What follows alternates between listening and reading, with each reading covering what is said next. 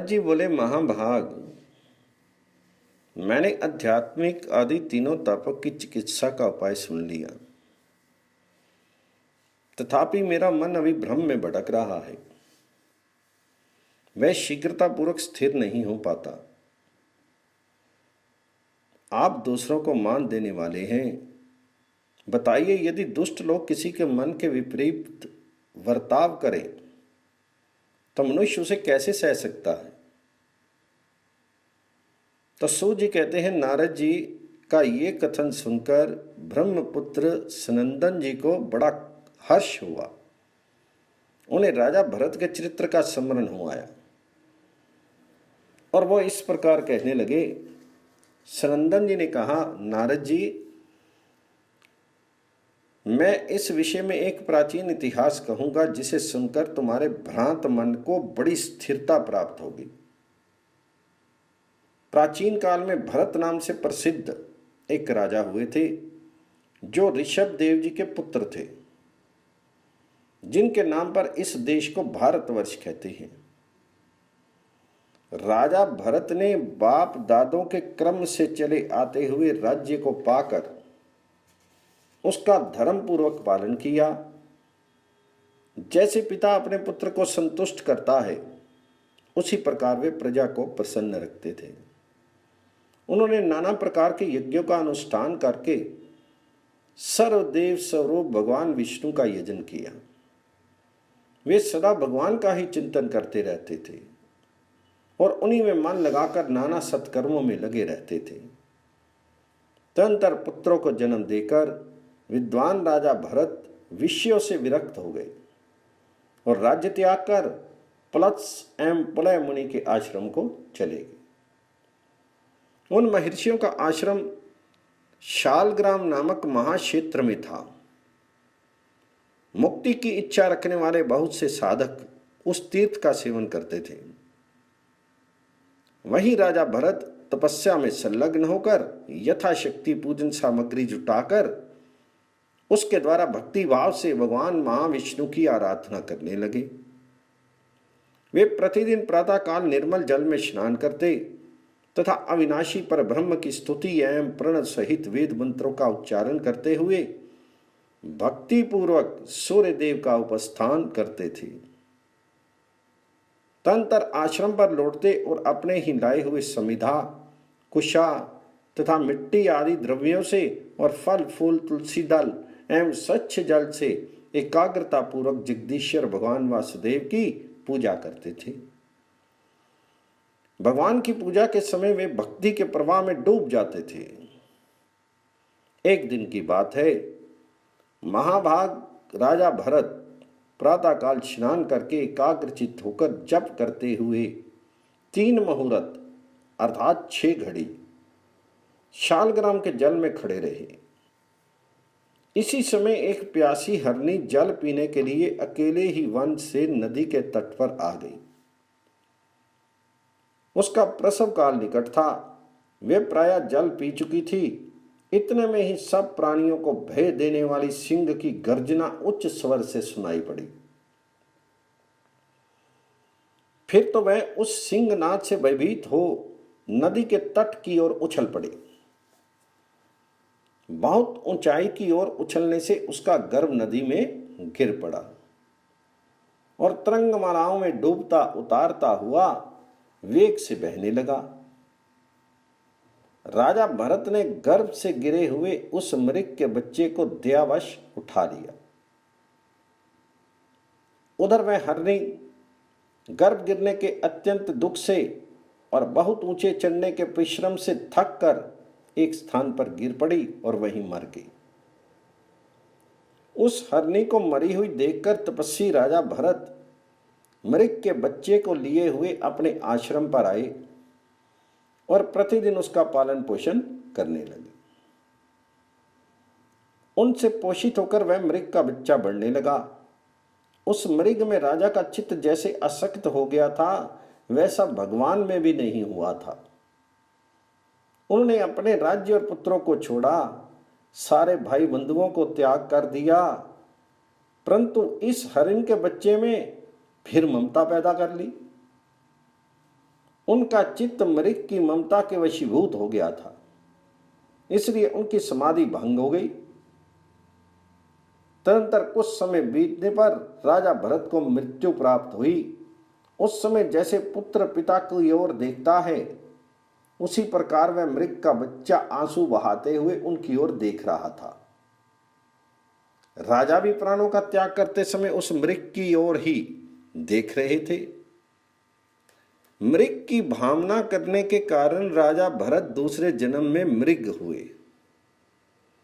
उनको मृग की योनि में जाना पड़ा, मृग बनना पड़ा, किंतु पूर्व जन्म की बातों का स्मरण होने से उनके मन में संसार की ओर से वैराग्य हो गया। मृग की योनि में भी उनको याद था कि मैं पिछले जन्म में किस प्रकार से मुझे ये मृग की योनि मिली। वे अपनी मां को त्याग कर पुनः शालग्राम तीर्थ में आए और सूखे घास तथा सूखे पत्ते खाकर शरीर का पोषण करने लगे। ऐसा करने से मृग शरीर की प्राप्ति कराने वाले कर्म का प्रायश्चित हो गया। अतः वही अपने शरीर का त्याग करके वे जाति समर अर्थात पूर्व जन्म की बातों का स्मरण करने वाले ब्राह्मण के रूप में उत्पन्न हुए। सदाचारी योगियों के श्रेष्ठ एवं शुद्ध कुल में उनका जन्म हुआ। वे संपूर्ण विज्ञान से संपन्न तथा समस्त शास्त्रों के तत्वज्ञ हुए। उन्होंने आत्मा को प्रकृति से परे देखा। वे आत्मज्ञान संपन्न होने के कारण देवता आदि संपूर्ण भूतों को अपने से अभिन्न देखते थे। उपनयन संस्कार हो जाने पर वे गुरु के पढ़ाए हुए वेद शास्त्र का अध्ययन नहीं करते थे, किन्हीं वैदिक कर्मों की ओर ध्यान नहीं देते थे और न शास्त्रों का उपदेश ही ग्रहण करते थे। जब कोई उनसे बहुत पूछताछ करता तो वे जड़ के समान गवारों किसी बोली में कोई बात कह देते थे। उनका शरीर मैला कुचैला होने से निंदित प्रतीत होता था। वे सदा मलिन वस्त्र पहना करते थे। इन सब कारणों से वहां के समस्त नागरिक उनका अपमान किया करते थे। सम्मान योग संपत्ति की अधिक हानि करता है और दूसरे लोगों से अपमानित होने वाला योगी योग मार्ग में शीघ्र ही सिद्धि प्राप्त कर लेता है। ऐसा विचार करके वे परम बुद्धिमान ब्राह्मण जन साधारण में अपने आप को जड़ और उन्मत्तशाही प्रकट करते थे। भीगे हुए चने और उड़द, बड़े साग, जंगली फल और अन्न के दाने आदि जो जो सायमिक खाद्य वस्तु मिल जाती उसी को बहुत मानकर खा लेते थे। पिता की मृत्यु होने पर भाई भतीजे और बंधु बांधवों ने उनसे खेती बाड़ी का काम आरंभ करवा दिया। उन्हीं के दिए हुए सड़े गले अन्न से उनके शरीर का पोषण होने लगा। उनका एक एक अंग बैल के समान मोटा था और काम काज में वे जड़ की भांति जुटे रहते थे। भोजन मात्र ही उनका वेतन था, इसलिए सब लोग उनसे अपना काम निकाल लिया करते थे। एक समय सौवीर राज ने शिबिका पर आरूढ़ होकर इक्षुमती नदी के किनारे महर्षि कपिल के श्रेष्ठ आश्रम पर जाने का निश्चय किया। वे मोक्ष धर्म के ज्ञाता महामुनि कपिल से ये पूछना चाहते थे कि इस दुख में संसार में मनुष्यों के लिए कल्याणकारी साधन क्या है। उस दिन राजा की बेगार में बहुत से दूसरे मनुष्य भी पकड़े गए थे। उन्हीं के बीच भरत मुनि भी बेगार में पकड़ कर लाए गए। वे संपूर्ण ज्ञान के एकमात्र भाजन थे। उन्हें पूर्व जन्म की बातों का स्मरण था, अतः वे अपने पाप में प्रारब्ध का क्षय करने के लिए उस शिविका को कंधे पर उठाकर ढोने लगे। बुद्धिमानों में श्रेष्ठ जड़ भरत जी शूद्र जीवों को बचाने के लिए 4 हाथ आगे की भूमि देखते हुए मंद गति से चलने लगे। कहीं कि पांव के नीचे कोई प्राणी नहीं आ जाए, कोई चींटी नहीं आ जाए, कोई कीड़ा नहीं आ जाए, किंतु उनके सिवा दूसरे कहार जल्दी जल्दी चल रहे थे। तो राजा ने देखा कि पालकी समान गति से नहीं चल रही है। तो उन्होंने कहा, अरे पालकी ढोने वाले कहारो, ये क्या करते हो?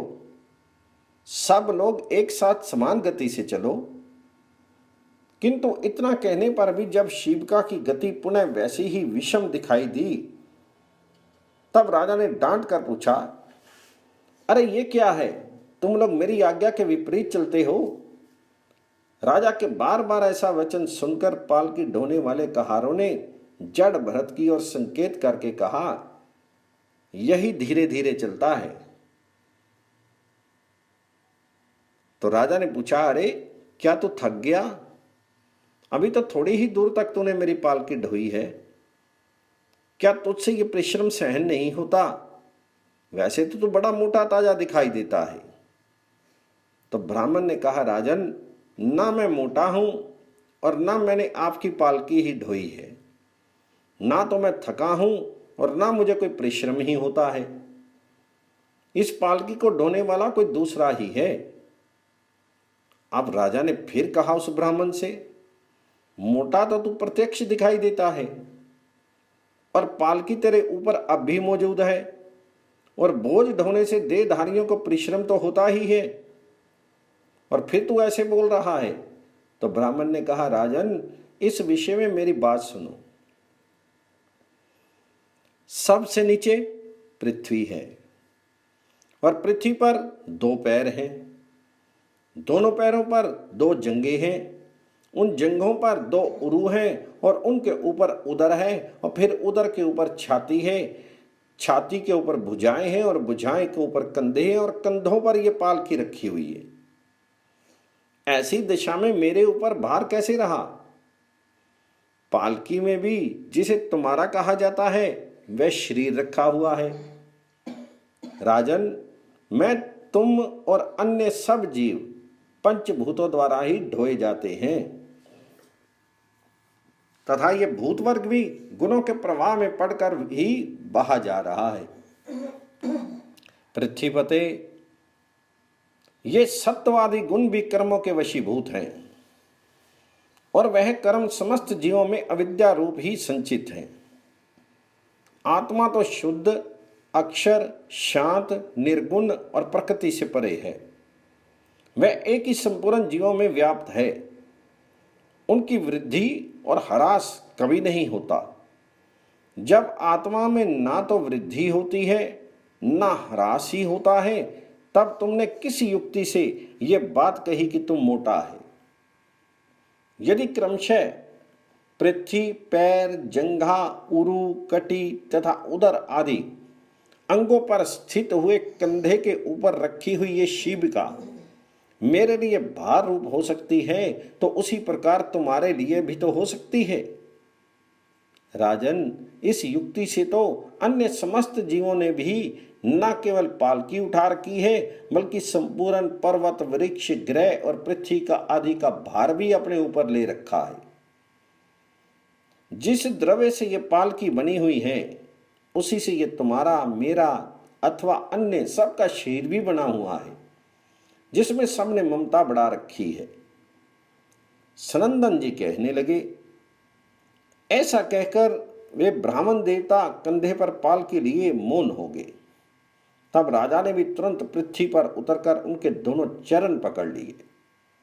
राजा ने कहा, हे विप्रवर, ये पालकी छोड़कर आप मेरे ऊपर कृपा कीजिए और बताइए, ये छद्म वेश धारण किए हुए आप कौन हैं?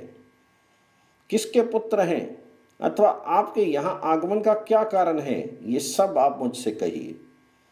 तब ब्राह्मण कहने लगा, भोपाल सुनो, मैं कौन हूं ये बात बताई नहीं जा सकती, और तुमने जो यहां आने का कारण पूछा उसके उत्तर में ये निवेदन है कि कहीं भी आने जाने का कर्म फल के उपभोग के लिए ही हुआ करता है। धर्म अधर्म जनित सुख दुखों का उपभोग करने के लिए ही जीव देह आदि धारण करता है।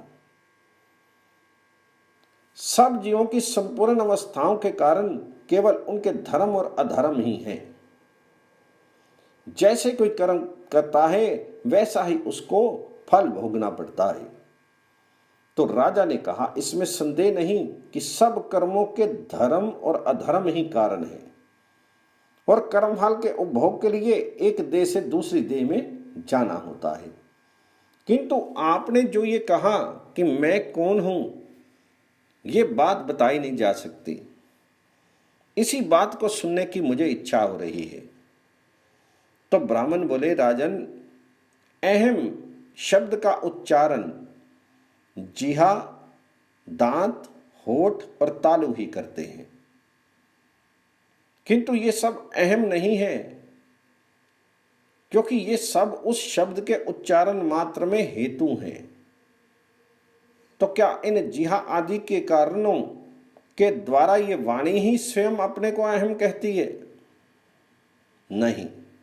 अतः ऐसी स्थिति में तू मोटा है ऐसा कहना कदापि उचित नहीं है। राजन, सिर और हाथ पैर आदि लक्षणों वाला ये शरीर आत्मा से अलग ही है। अतः इस अहम शब्द का प्रयोग मैं कहां और किसके लिए करूं? यदि मुझसे भिन्न कोई और भी सजातीय आत्मा हो तो भी ये मैं हूं, ये अन्य है, ऐसा कहना उचित हो सकता था। जब संपूर्ण शरीरों में एक ही आत्मा विराजमान है, तब आप कौन है, मैं कौन हूं इत्यादि प्रश्न वाक्य व्यर्थ ही हैं। नरेश, तुम राजा हो, ये पालकी है, ये सामने पालकी ढोने वाले खड़े हैं तथा ये जगत आपके अधिकार में है, ऐसा जो कहा जाता है वे वास्तव में सत्य नहीं है। वृक्ष से लकड़ी पैदा हुई और उस लकड़ी से ये पालकी बनी और उस पालकी पर तुम बैठते हो। यदि इसे पालकी ही कहा जाए तो इसका वृक्ष नाम अथवा लकड़ी नाम कहां चला गया? ये तुम्हारे सेवकगण ऐसा नहीं कहते कि महाराज पेड़ पर चढ़े हुए हैं, और ना कोई तुम्हें लकड़ी पर ही चढ़ा हुआ बतलाते हैं। सब लोग पालकी में ही बैठा हुआ बतलाते हैं, किंतु पालकी क्या है? लकड़ियों का समुदाय। वही अपने लिए एक विशेष नाम का आश्रय लेकर स्थित है। तो नृपश्रेष्ठ, इसमें से लकड़ियों के समूह को अलग कर दो और फिर खोजो तुम्हारी पालकी कहां है। इसी प्रकार छाते की शलाकाओं, तिल्लियों को अलग करके विचार करो, छाता नाम की वस्तु कहां चलेगी। यही न्याय तुम्हारे और मेरे ऊपर लागू होता है। अर्थात मेरे और तुम्हारे शरीर भी पंचभूत से अतिरिक्त तो और कुछ नहीं है। पुरुष, स्त्री, गाय, बकरी, घोड़ा, हाथी, पक्षी और वृक्ष आदि लौकिक नाम कर्म जनित विभिन्न शरीरों के लिए ही रखे जाते हैं, ऐसा जानना चाहिए। आत्मा ना देवता है, ना मनुष्य है, ना पशु है, ना वृक्ष ही है। ये सब तो शरीरों की आकृतियों के भेद हैं जो भिन्न भिन्न कर्मों के अनुसार उत्पन्न हुए हैं। लोक में जो राजा, राजा के सिपाही तथा और भी जो जो ऐसी वस्तुएं हैं वे सब काल्पनिक हैं, सत्य नहीं है। जो वस्तु परिणाम आदि के कारण होने वाली किसी नई संज्ञा को कालांतर में भी नहीं प्राप्त होती, वही परमार्थ वस्तु है। विचार करो वह क्या है। तुम समस्त प्रजा के लिए राजा हो, अपने पिता के लिए पुत्र हो, शत्रु के लिए शत्रु हो, पत्नी के लिए पति हो, पुत्र के लिए पिता हो। तो भोपाल बताओ मैं तुम्हें क्या कहूं? महीपते, तुम क्या हो? ये सिर हो या ग्रीवा अथवा पेट या पैर आदि में से कोई, तथा ये सिर आदि भी तुम्हारे क्या हैं? तुम संपूर्ण अवयवों से पृथक स्थित होकर भली भांति विचार करो कि मैं कौन हूं। आत्म तत्व जब इस प्रकार स्थित है, जब सबसे पृथक करके ही उसका प्रतिपादन किया जा सकता है, तो मैं उसे अहम इस नाम से कैसे बता सकता हूं? तो सनंदन जी कहते हैं, नारद जी, ब्राह्मण का परमार्थ युक्त वचन सुनकर सुवीर नरेश ने विनय से नम्र होकर कहा। राजा कहने लगे, विप्रवर, आपने संपूर्ण जीवों में व्याप्त जिस विवेक विज्ञान का दर्शन कराया है वह प्रकृति से परे ब्रह्म का ही स्वरूप है। परंतु आपने जो ये कहा कि मैं पालकी नहीं ढो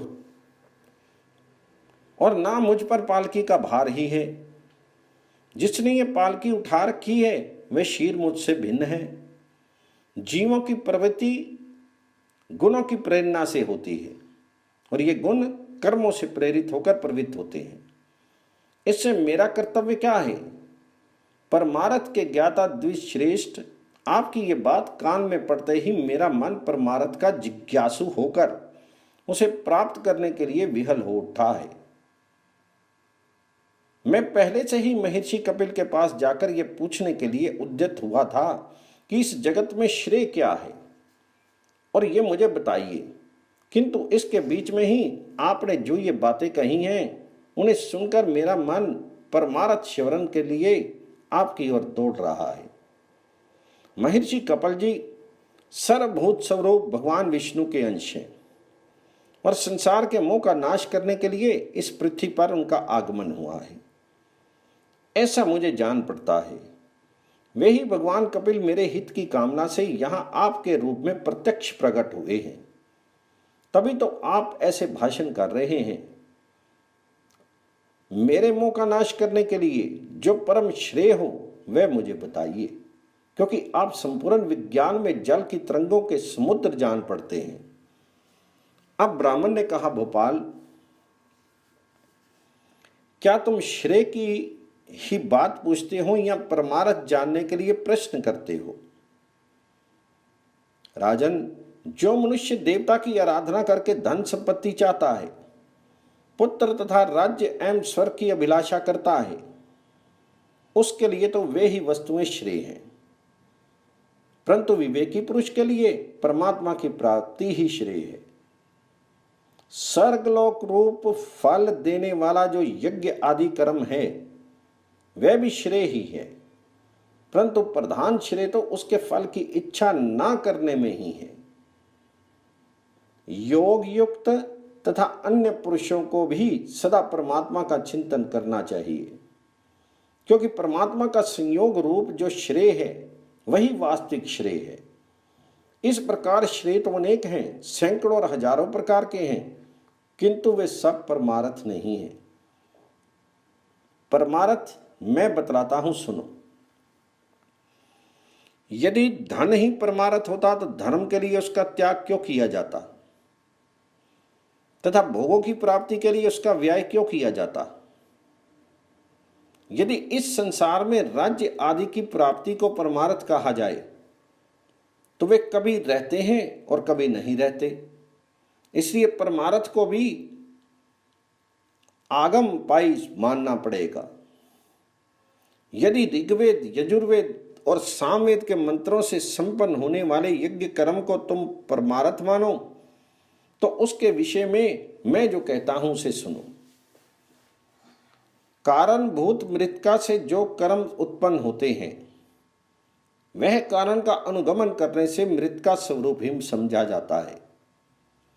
इस न्याय से समिधा, घृत और कुशा आदि विनाशशील द्रव्यों द्वारा जो क्रिया संपादित होती है वह भी अवश्य विनाशशील होगी, परंतु विद्वान पुरुष परमार्थ को अविनाशी मानते हैं। जो क्रिया नाशवान पदार्थों से संपन्न होती है वह और उसका फल दोनों निस्संदेह नाशवान होते हैं। यदि निष्काम भाव से किया जाने वाला कर्म स्वर्ग आदि फल न देने के कारण परमार्थ माना जाए तो मेरे विचार से वह परमार्थ भूत मोक्ष का साधन मात्र है और साधन कभी परमार्थ हो नहीं सकता, क्योंकि वह साध्य माना गया है। यदि आत्मा के ध्यान को ही परमार्थ नाम दिया जाए तो वह दूसरों से आत्मा का भेद करने वाला है, किंतु परमार्थ में भेद नहीं होता। अतः राजन, निस्संदेह ये सब श्रेय ही है, परमार्थ नहीं है। अब मैं संक्षेप से परमार्थ का वर्णन करता हूं। आत्मा एक व्यापक, सम, शुद्ध, निर्गुण और प्रकृति से परे है। उसमें जन्म और वृद्धि आदि विकार नहीं है। वह सर्वत्र व्यापक और परम ज्ञान में है। असत्य, नाम और जाति आदि से उस सर्वव्यापक परमात्मा का ना कभी संयोग हुआ, ना है और ना होगा। वे अपने और दूसरे के शरीर में विद्यमान रहते हुए भी एक ही है। इस प्रकार जो विशेष ज्ञान है वही परमार्थ है। द्वैत भावना रखने वाले पुरुष तो अपरमार्थदर्शी ही हैं। जैसे बांसुरी में एक ही वायु अभेद भाव से व्याप्त है, किंतु उसके छिद्रों के भेद में उसमें षडज, ऋषभ आदि स्वरों का भेद हो जाता है, उसी प्रकार उस एक ही परमात्मा के देव, मनुष्य आदि अनेक भेद प्रतीत होते हैं। उस भेद की स्थिति तो अविद्या के आवरण तक की सीमित है। राजन, इस विषय में एक प्राचीन इतिहास सुनो। निधाग नामक ब्राह्मण को उपदेश देते हुए महामुनि ऋभु ने जो कुछ कहा था उसी का इसमें वर्णन है। परमेष्टि ब्रह्मा जी के एक ऋभु नामक पुत्र हुए। वे स्वभाव से ही परमार्थ तत्व के ज्ञाता थे। पूर्व काल में प्लस मुनि के पुत्र निधाग उनके शिष्य हुए थे। तो ऋभु ने बड़ी प्रसन्नता के साथ निधाग को संपूर्ण तत्व ज्ञान का उपदेश दिया था। समस्त ज्ञान प्रधान शास्त्रों का उपदेश प्राप्त कर लेने पर निधाग की अद्वैत में निष्ठा नहीं हुई। ऋभु ने निधाग की इस स्थिति को टाल दिया। देविका नदी के तट पर वीर नागर नामक एक अत्यंत समृद्धिशाली और परम रमणीय नगर था। उसे महर्षि पुलत्स ने बसाया था। उसी नगर में पहले महर्षि ऋभु के शिष्य योगविता निधाग निवास करते थे। उनके वहां रहते हुए जब 1000 दिव्य वर्ष व्यतीत हो गए, तब महर्षि ऋभु अपने शिष्य निधाग को देखने के लिए उसके नगर में गए। निधाग बलि वैश्य देव के अंत में द्वार पर बैठकर अतिथियों की प्रतीक्षा कर रहे थे। वे ऋभु को पाद्य और अर्घ्य देकर अपने घर में ले गए और हाथ पैर धुलाकर उन्हें आसन पर बिठाया। तत्पश्चात द्विश्रेष्ठ निधाग ने आदर पूर्वक कहा, विप्रवर आप भोजन कीजिए। तो ऋभु बोले, द्विश्रेष्ठ आपके घर में भोजन करने योग्य जो जो अन्न है प्रस्तुत हो उसका नाम बताइए। तो निधाग ने कहा, द्विश्रेष्ठ मेरे घर में सत्तू, जौ की लपसी और बाटी बनी है। आपको इनमें से जो कुछ रुचे वही इच्छा अनुसार भोजन कर लीजिए। तो ऋभु बोले, ब्राह्मण इन सब में मेरी रुचि नहीं है, मुझे तो मीठा अन्न दो, हलवा, खीर और खांड के बने हुए पदार्थ मुझे भोजन कराओ। तो निधाग ने अपनी स्त्री से कहा, शोभने हमारे घर में जो अच्छी से अच्छी भोजन सामग्री उपलब्ध हो उसके द्वारा इन अतिथि देवता के लिए मिष्टान बनाओ। पति के ऐसा कहने पर ब्राह्मण पत्नी ने स्वामी की आज्ञा का आदर करते हुए ब्राह्मण देवता के लिए मीठा भोजन तैयार किया। महामुनि ऋभु के इच्छा अनुसार मिष्टान भोजन कर लेने पर निधाग ने विनीत भाव से खड़े होकर पूछा। निधाग बोले, ब्राह्मण कहिए, भोजन से आपको भली भांति तृप्ति हुई? आप संतुष्ट हो गए ना? अब आपका चित्त पूर्णता स्वस्थ है ना? विप्रवर आप कहाँ के रहने वाले हैं, कहाँ जाने को उद्यत हैं और कहाँ से आपका आगमन हुआ है, ये सब बताइए। तो ऋभु ने कहा, ब्राह्मण जिसे भूख लगती है उसी को अन्न भोजन करने पर तृप्ति भी होती है। मुझे तो ना कभी भूख लगी ना तृप्ति हुई, फिर मुझसे क्यों पूछते हो? जठर अग्नि से पार्थिव धातु पहले के खाए हुए पदार्थ के पच जाने पर क्षुधा की प्रतीति होती है। इसी प्रकार पिए हुए जल के क्षीण हो जाने पर मनुष्य को प्यास का अनुभव होता है। ये भूख और प्यास देह के ही धर्म है, मेरे नहीं है। अतः मुझे कभी भूख लगने की संभावना ही नहीं है, इसलिए मुझे तो सदा तृप्ति रहती है। मन की स्वस्थता और संतोष ये दोनों चित्त के धर्म अर्थात विकार हैं। अतः आत्मा इन धर्मों से संयुक्त नहीं होता। और तुमने ये जो पूछा कि आपका निवास कहाँ है, आप कहाँ जाएंगे और आप कहाँ से आ रहे हैं, तो इन तीनों प्रश्नों के विषय में मेरा मत सुनो। आत्मा सब में व्याप्त है, ये आकाश की भांति सर्वव्यापक है। अतः इसके विषय में कहाँ से आए, कहाँ रहते हैं, कहाँ जाएंगे, ये प्रश्न कैसे सार्थक हो सकता है। इसलिए मैं ना जाने वाला हूँ ना आने वाला हूँ। तू, मैं और अन्य का भेद भी शीर को लेकर ही है। वास्तव में ना तू तू है, ना अन्य अन्य है, और ना मैं हूं। केवल विशुद्ध आत्मा ही सर्वत्र विराजमान है। इसी प्रकार मीठा भी मीठा नहीं है। मैंने जो तुमसे मिष्टान के लिए पूछा था उसमें भी मेरा यही भाव था कि देखो ये क्या कहते हैं। इस विषय में मेरा विचार सुनो। मीठा अन्न भी तृप्त हो जाने के बाद मीठा नहीं लगता, तो वही उद्वेगजनक हो जाता है। कभी कभी जो मीठा नहीं है वह भी मीठा लगता है, अर्थात अधिक भूख होने पर फीका अन्न भी मीठा अमृत के समान लगता है। ऐसा कौन सा अन्न है जो आदि मध्य और अंत तीनों काल में रुचि का रही हो। जैसे मिट्टी का घर मिट्टी से लीपने पर स्थिर होता है, उसी प्रकार वह पार्थिव शरीर पार्थिव परमाणुओं से पुष्ट होता है। जौ, गेहूं, मूंग, घी, तेल, दूध, दही, गुड़ और फल आदि सभी भोज्य पदार्थ पार्थिव परमाणु ही तो हैं। इनमें से कौन स्वादिष्ट है कौन नहीं है, अतः ऐसा समझकर जो मीठे और बेमीठे का विचार करने वाला है उस मन को तुम्हें समदर्शी बनाना चाहिए, क्योंकि समता ही मोक्ष का उपाय है। ऋभु के ये परमार्थ युक्त वचन सुनकर महाभाग निधाग ने उन्हें प्रणाम करके कहा, ब्राह्मण आप प्रसन्न होइए और बताइए मेरा हित साधन करने के लिए यहाँ पधारे हुए आप कौन हैं। आपके इन वचनों को सुनकर मेरा संपूर्ण मोह नष्ट हो गया। तो ऋभु बोले, द्विश्रेष्ठ मैं तुम्हारा आचार्य ऋभु हूं और तुम्हें तत्व को समझाने वाली बुद्धि देने के लिए यहाँ आया था। अब मैं जाता हूं, जो कुछ परमार्थ है वह सब मैंने तुम्हें बता दिया।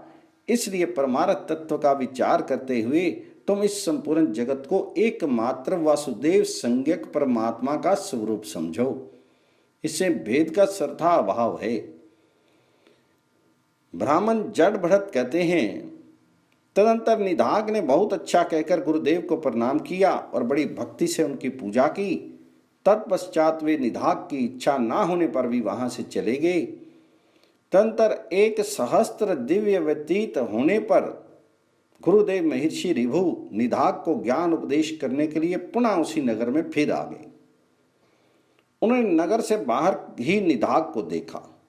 वहां का राजा बहुत बड़ी सेना आदि के साथ धूमधाम से नगर में प्रवेश कर रहा था और निधाग मनुष्यों की भीड़ भाड़ से दूर हटकर खड़े थे। वे जंगल से समिधा और कुशा लेकर आए थे और भूख प्यास से उनका गला सूख रहा था। निधाग को देखकर ऋभु उनके समीप गए और अभिवादन करके बोले, बाबा जी आप यहाँ एकांत में कैसे खड़े हैं। तो निधाग बोले, विप्रवर आज इस रमणीय नगर में राजा प्रवेश करना चाहते हैं, अतः यहाँ मनुष्यों की बहुत बड़ी भीड़ इकट्ठी हो गई है, इसलिए मैं यहाँ पर खड़ा हूँ। तो ऋभु ने पूछा, द्विश्रेष्ठ आप यहाँ की बातों के जानकार मालूम होते हैं, अतः बताइए यहाँ राजा कौन है और दूसरे लोग कौन हैं। तो निधाग बोले, ये जो पर्वत शिखर के समान ऊंची और मतवाले गजराज पर चढ़ा हुआ है वही राजा है और दूसरे लोग उसके परिजन हैं। तो ऋभु ने पूछा, महाभाग मैंने हाथी तथा राजा को एक ही साथ देखा है। आपने विशेष रूप से इनका पृथक पृथक चिन्ह नहीं बताया, इसलिए मैं पहचान नहीं सका। अतः आप इनकी विशेषता बताइए, मैं जानना चाहता हूं कि इनमें कौन राजा है और कौन हाथी है। तो निधाग बोले, ब्राह्मण इसमें ये जो नीचे है वह हाथी है और उसके ऊपर ये जो राजा बैठे हैं, इन दोनों में एक वाहन है और दूसरा सवार है। भला बाह्य वाहक संबंध को कौन नहीं जानता। तो ऋभु ने पूछा, ब्राह्मण जिस प्रकार मैं अच्छी तरह समझ सकूं उस तरह मुझे समझाइए। नीचे इस शब्द का क्या अभिप्राय है और ऊपर किसे कहते हैं। तो ब्राह्मण जड़ भरत कहते हैं, ऋभु के ऐसा कहने पर निधाग सहसा उनके ऊपर चढ़ गए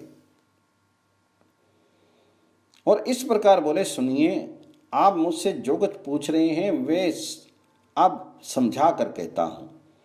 इस समय मैं राजा की भांति आपके ऊपर हूं और श्रीमान गजराज की भांति आप नीचे हैं। तो ब्राह्मण देव आपको बड़ी भांति समझाने के लिए ही मैंने ये दृष्टांत दिखाया है। ऋभु ने कहा, द्विश्रेष्ठ, यदि आप राजा के समान हैं और मैं हाथी के समान हूं तो ये बताइए कि आप कौन हैं और मैं कौन हूं। ब्राह्मण कहते हैं, ऋभु के ऐसा कहने पर निधाग ने तुरंत ही उनके दोनों चरणों में मस्तक नवाया और कहा, भगवान, आप निश्चय ही मेरे आचार्य पाद महर्षि ऋभु हैं, क्योंकि दूसरे का हृदय इस प्रकार अद्वैत संस्कार से संपन्न नहीं है जैसे कि मेरे आचार्य का। अतः मेरा विश्वास है आप मेरे गुरु जी ही यहाँ पधारे हुए हैं। तो ऋभु ने कहा, निधाग, पहले तुमने मेरी बड़ी सेवा शुरुआ की, इसलिए अत्यंत स्नेहवश मैं तुम्हें उपदेश देने के लिए तुम्हारा आचार्य ऋभु ही यहाँ आया हूँ। समस्त पदार्थों में अद्वैत आत्मबुद्धि होना ही परमार्थ का सार है। मैंने तुम्हें संक्षेप से उसका उपदेश कर दिया। ब्राह्मण जड़ भरत कहते हैं, विद्वान गुरु महर्षि ऋभु निधाग से ऐसा कहकर चले गए। निधाग भी उनके उपदेश से अद्वैत परायण हो गए और संपूर्ण प्राणियों को अपने से अभिन्न देखने लगे। ब्रह्म ऋषि निधाग ने इस प्रकार ब्रह्म परायण होकर परम मोक्ष प्राप्त कर लिया।